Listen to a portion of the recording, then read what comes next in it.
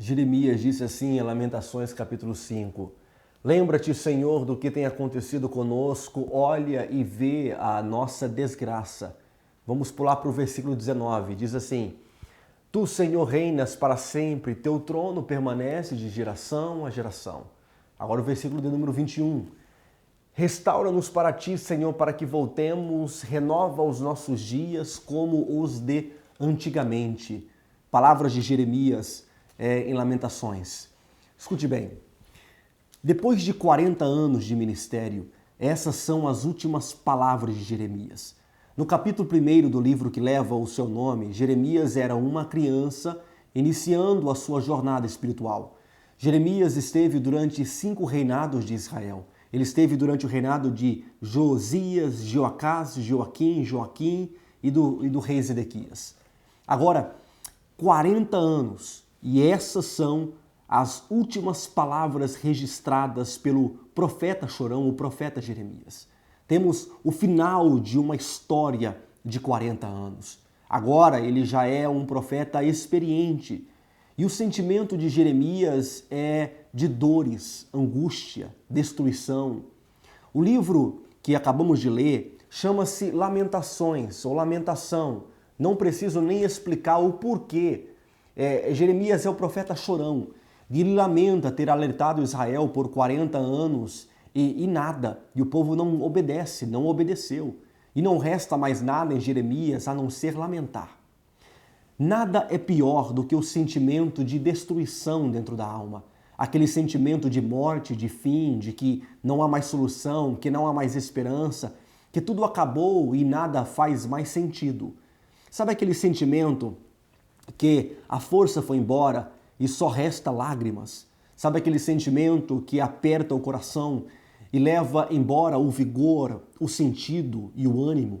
Eu creio que você já viu algo bonito, algo belo sendo destruído, ou uma cidade destruída por ventos, por furacões ou chuvas. Por que não dizer de 11 de setembro de 2001, quando os prédios gêmeos em Nova York foram destruídos e só restou o entulho? Ou uma jovem em plena força da idade juvenil ser destruída fisicamente por um acidente que talvez a deixa paralítica, ou um fogo que queima o seu corpo e fica as sequelas para sempre. Tudo isso são belezas que foram destruídas. Tudo isso são espetáculos que agradavam os nossos olhos, que se tornou cinza, entulho, ou um corpo totalmente limitado e até zombado por estar totalmente desfigurado. Escute bem, assim era Israel. Israel teve o seu templo, a sua cidade, os seus muros, as virgens foram tomadas, os sábios de Jerusalém levados como cativos para a Babilônia. Mas eu não quero falar apenas sobre as percas ou as perdas das casas, templos, ruas, dignidade ou coisas do tipo. Mas estes versículos aqui que a gente acabou de ler também se refere à perca da saúde espiritual, da alma, do que é divino. E eles sentem-se como mendigos de uma sociedade. Eles estão sentindo como que não conseguem mais descansar por causa da miséria espiritual que eles se encontram. Eles estão sentindo-se como órfãos, como viúvas, como se uma espada estivesse atravessando o corpo, o coração, o peito. Mas, em tudo isso, olhando aqui as últimas palavras de Jeremias, eu parei para analisar um pouco. E os últimos versículos de Jeremias são esses. Olha aí. Olha o que Jeremias disse. Lembra-te, Senhor, do que tem acontecido conosco. Olha e vê, ó Deus, a nossa desgraça. Jeremias vai usar seu último capítulo em forma de oração. Jeremias começa o seu ministério falando com Deus e ele vai terminar o seu ministério falando com Deus. O importante não é começar falando com Deus, mas também terminar falando com Deus. Agora, sabe por que Jeremias vai escrever o último capítulo, depois de 40 anos, em forma de oração? Pois ele disse, lembra-te, Senhor. Isso é uma oração. Jeremias ele está orando. Por que terminar em oração? Porque a oração continua sendo o lugar exato para você derreter a sua alma diante de Deus. Porque a oração continua sendo o lugar exato onde a escuridão da nossa mente recebe luz. Porque a oração continua sendo o lugar onde as dores do presente são depositadas aos pés de um Deus que conhece o futuro. Por quê? Ele vai terminar em oração. Porque a oração continua sendo o lugar onde você deve se abrir 100% com Deus. Porque a oração é o único lugar onde a esperança ela é renovada. Você se ajoelha no meio da desesperança e levanta na esperança. Porque a oração é o único lugar onde eu me esvazio de todo sentimento revoltante, conflitante, amargo, ódio e levanto leve, acreditando em um Deus que escreve a minha história. Por que Jeremias deve terminar o seu ministério em oração? Simples, porque ele começou falando com Deus no primeiro capítulo e ele vai terminar falando com Deus no último momento de sua história. Escute, Jeremias disse assim: lembra-te, Senhor, do que tem acontecido conosco e vê a nossa desgraça. Ele disse: lembra-te, Senhor. Posso dizer algo? Deus nunca te esqueceu. Nem nos momentos em que você se esqueceu dele, ele em troca não te esqueceu, nem naqueles momentos. Deus viu e Deus se lembra das tuas decisões que te levou à ruína. Deus viu e Deus se lembra dos teus pecados que te levou ao estado em que você se encontra agora. Deus viu e Deus se lembra dos teus dos dias em que você focou mais no seu namoro, no dinheiro, no trabalho e principalmente no entretenimento.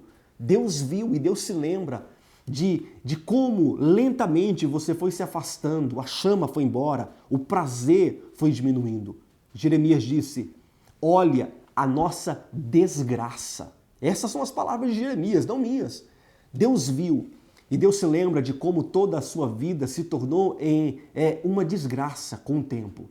Agora, do versículo de número 2 ao versículo de número 18, Jeremias ele vai narrar a desgraça do povo de Israel. Mas aí encontramos o versículo de número 19. Tu, Senhor, reinas para sempre. Teu trono permanece de geração a geração. Jeremias então se lembra quem Deus é. Ele está dizendo: embora Israel mudou, embora tudo em Israel mudou, embora eu mudei ao longo dos 40 anos, embora eu esteja destruído, embora a minha alma esteja triste e angústia, Deus não muda. Você sabia que Deus é um ser que não há melhoras nele? Deus não evolui com o tempo. Em todo ser humano existe algum tipo de evolução com o tempo. Já em Deus, não. Deus não muda. O nosso pecado não muda Deus, a nossa santidade não muda Deus, os nossos traumas não mudam Deus. Lúcifer traiu a Deus. E você acha que Deus ficou traumatizado por perder uma parte dos seus anjos e ser traído? Não, Deus não muda. Deus não acorda do lado errado da cama. Deus não precisa de um cafezinho para melhorar o seu humor todos os dias de manhã. Deus não precisa do seu sorriso para ele ser feliz. Deus não precisa da sua santidade para ele ser mais santo. Deus, ele é o mesmo ontem, hoje e eternamente. Escute bem, imagine se Deus mudasse. Como iríamos saber como ele estaria daqui a 2 anos? Como ele vai estar no ano de 2030? E por ele não mudar, a esperança para os meus dilemas, a esperança para as minhas dores, a esperança para os meus pecados. Deus apresentou uma solução para os problemas de pecados de Moisés. Deus apresentou uma solução para os problemas de pecados de Davi. Deus apresentou uma solução para os problemas da alma de Ana. Deus apresentou uma solução para os problemas do cativeiro babilônico. Para Davi, a solução foi o perdão divino e um coração novo. Para Moisés, foi a solução foi o perdão divino e fez dele um grande líder. Para Ana, foi um filho que ela tanto desejava. Para este povo agora que está em um cativeiro babilônico, foi: não se preocupe que o templo caiu. Escute bem, a glória da segunda casa será maior do que a glória da primeira casa. No primeiro templo tinha ouro, bronze e madeiras de qualidade. No segundo, vai ter Jesus Cristo, o centro de todas as coisas.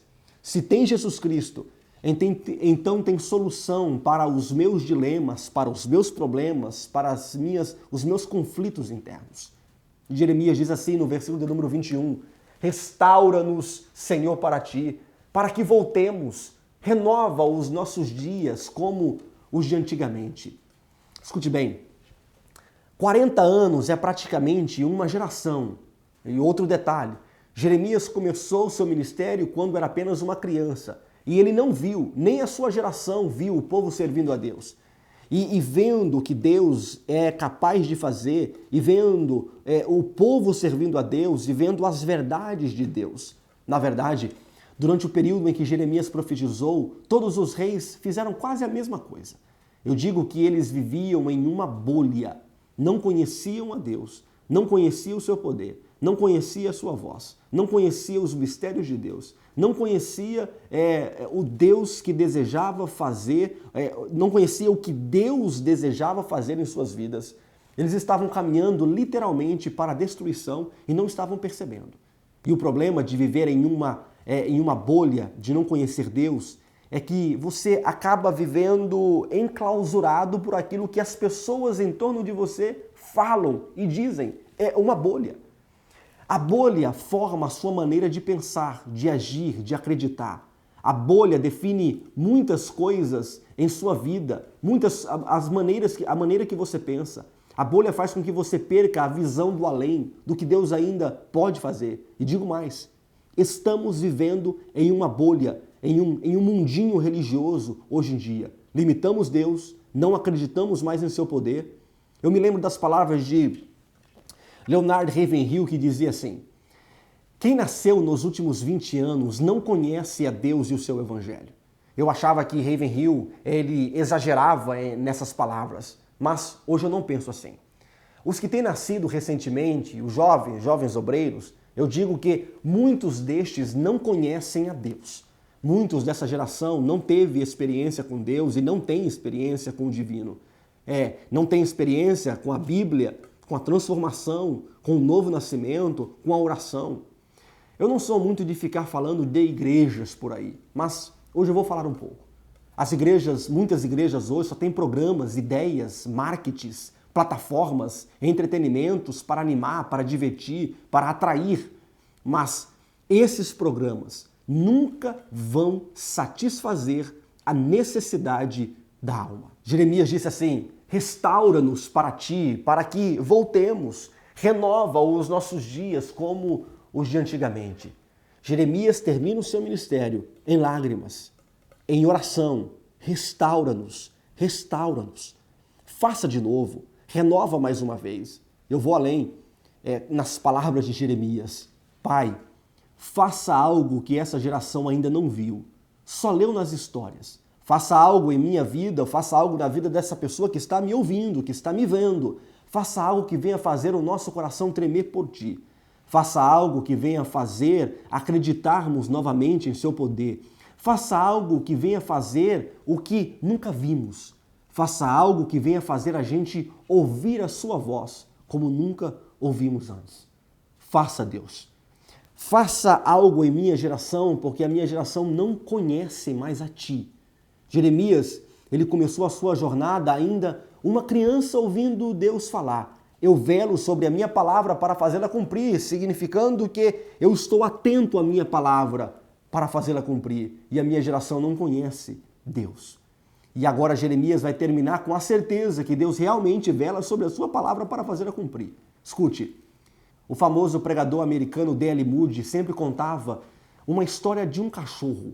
Durante muitos anos, um homem dava apenas as migalhas da sua refeição ao seu cão. Quando o dono terminava a refeição, o cão assentava e esperava pacientemente. Um dia aquela família recebeu alguns convidados que logo começaram a perceber que o cachorro só comia os restos, as migalhas. Um dos convidados deu a ideia para o homem dar um filé para o seu cão. O convidado ainda disse: aposto que esse cão não irá comer o bife inteiro. O dono logo retrucou: é claro que ele vai comer o filé. O cachorro olhou para o seu dono e foi sentar-se certa distância dali. E ele agora percebeu que o seu cão tinha comido durante muitos anos, muito tempo, durante o dia todo, as migalhas e não queria o bife inteiro. Muitas pessoas não crescem na graça e no conhecimento. Elas se acomodaram e ficam do mesmo jeito para sempre. As migalhas serão o seu alimento para sempre. Não buscam a Deus no íntimo para ver crescimento espiritual em suas vidas. Acostumou com o raso. Experimentar o mover de Deus dentro de nós é um grande momento para qualquer homem. Tozer escreveu dizendo que as pessoas nascem, morrem, constroem, plantam, colhem, casam, viajam, dormem, brincam, se divertem. Isso tudo é a rotina para qualquer ser humano. Porém, o melhor da vida é ter a voz de Deus movendo dentro de nós e guiando e direcionando as nossas vidas. A maioria das pessoas vão permanecer da mesma maneira que foram criados. A única diferença é a migalha cultural. Morrem ou vão morrer sem ter experiência do que é fechar a porta e falar com Deus. Jeremias disse: buscar-me-eis e me achareis, quando me buscardes de todo o vosso coração. E eu creio que no final do ministério de Jeremias ele estava mais ou menos assim: cansado do caminho, mas continuo sedento por ti. Atravessei um grande deserto durante esses 40 anos. Fiquei sem forças, mas continuo sedento por ti, ó Pai. Lutei como um soldado e às vezes sofri, mas continuo sedento por ti. E no meio das dores eu peço as mesmas coisas de Jeremias. Faça de novo. Faça o meu coração tremer por ti. Faça os prazeres da vida, do entretenimento, do esporte, de todas as outras coisas não ter sentido. E a tua presença ter mais sentido do que todas as coisas em volta de mim.